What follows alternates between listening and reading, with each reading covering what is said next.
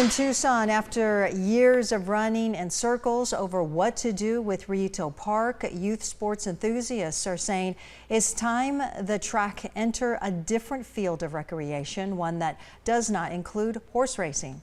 The Pima County supervisors have just gotten a vision of what could be Rillito's future. 13 News reporter J.D. Wallace is live there with what it suggested. J.D. Well, Val, this memorandum from the Pima County administrator last month explained the efforts made to get racing going here once again next year, but that won't happen in time. And a presentation from a youth sports supporter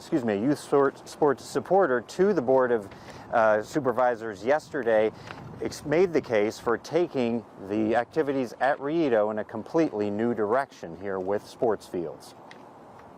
I really do think this should be a win-win situation, that we can preserve horse racing in an appropriate location, but then also develop this into a full-service park as it should be. As an advocate for youth soccer in Pima County, Ted Schmidt presented to the Pima County Board of Supervisors a vision of what Rillito Park could be. Drone video over Rillito Park showed them the expanse of land that is currently sitting unused and will likely continue to sit for the rest of 2025.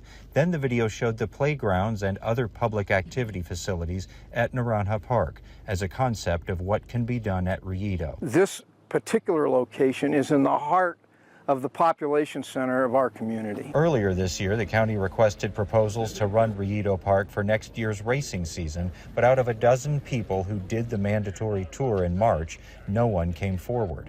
The expense and work would be too much. Parks and Recreation spent $40,000 on an emergency warning system for racing safety, but the county administrator wrote in a memorandum that future modifications to inner and outer rails and the test barn will be postponed. And while the county remains committed to reestablishing horse racing in the community, Rillito, as well as other locations, will be considered. Because all the fields get used so much, they're shut down all summer because they need to let the grass revitalize. They can't rotate fields like they do up in Phoenix. Schmidt, an immediate past president of FC Tucson Youth and former president of Pima County Junior Soccer League, says adding more fields helps attract tournaments because there will be more space during those critical months. And other additions provide more family activities for everyone, as shown in the video for supervisors.